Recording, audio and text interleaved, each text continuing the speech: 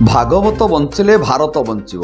ଏ କଳିଯୁଗର କଳୁଷିତ ସମାଜରୁ ଊର୍ଦ୍ଧ୍ୱରେ ରହି ତଥା ଧର୍ମୀୟ ଭାବନାରେ ପରିଚାଳିତ ହେବା ସହିତ କିଭଳି ଗୋଟିଏ ସୁସ୍ଥ ଓ ଧାର୍ମିକ ମନୁଷ୍ୟ ସମାଜ ଗଠନ ହୋଇପାରିବ, ସେଥିପାଇଁ ମାଳିକା ବର୍ଣ୍ଣିତ ଜଗତପୁର ସ୍ଥିତ ମହାନଦୀ କୂଳରେ ଶୂନ୍ୟବ୍ରହ୍ମ ମଠରେ ବାବା ବାୟାଙ୍କ ଦ୍ୱାରା ବହୁ ସାଧୁସନ୍ତଙ୍କ ସହିତ ଆସନ୍ତା ଜାନୁଆରୀ 11ରୁ 14 ତାରିଖ ପର୍ଯ୍ୟନ୍ତ ଦୀର୍ଘ 4 ଦିନ ଧରି ଏକ ଭବ୍ୟ ଧାର୍ମିକ ଭାଗବତ ଚର୍ଚ୍ଚା କାର୍ଯ୍ୟକ୍ରମ ଅନୁଷ୍ଠିତ ହେବାକୁ ଯାଉଛି।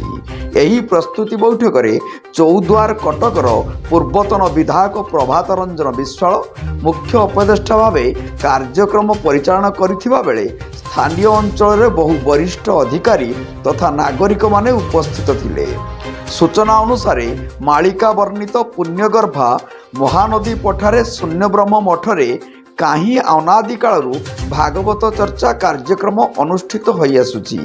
ଏହି କାର୍ଯ୍ୟକ୍ରମରେ କାଶ୍ମୀର ଠାରୁ କନ୍ୟାକୁମାରୀ ପର୍ଯ୍ୟନ୍ତ ଅନେକ ସ୍ଥାନରୁ ବହୁ ପ୍ରସିଦ୍ଧି ଲାଭ କରିଥିବା ଜ୍ଞାନୀ ଗୁଣୀ ସାଧୁ ସନ୍ଥ ଓ ମହାପୁରୁଷମାନେ ଆସି ଭଗବାନଙ୍କ ଗୁଣଗାରିମା ଆଲୋଚନା କରିବା ସହିତ ହିନ୍ଦୁ ଧର୍ମର ଶ୍ରେଷ୍ଠ ଶାସ୍ତ୍ର ଭାଗବତ ଚର୍ଚ୍ଚା ହୋଇଥାଏ।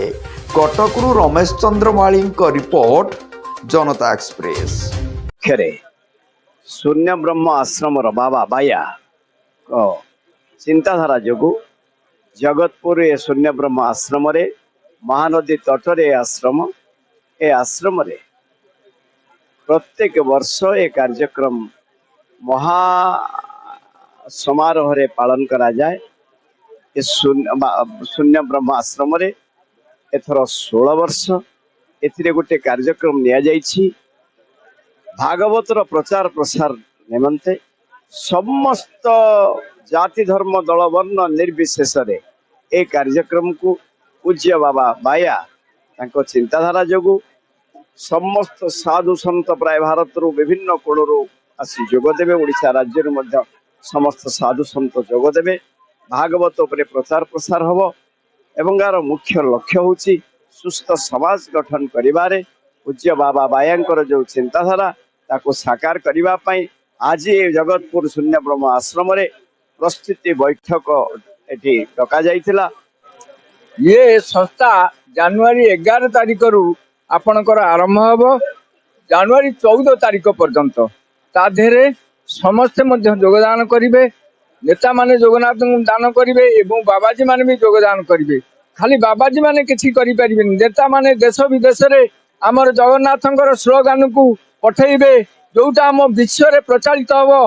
नेता माने एक कथा करि परिबे।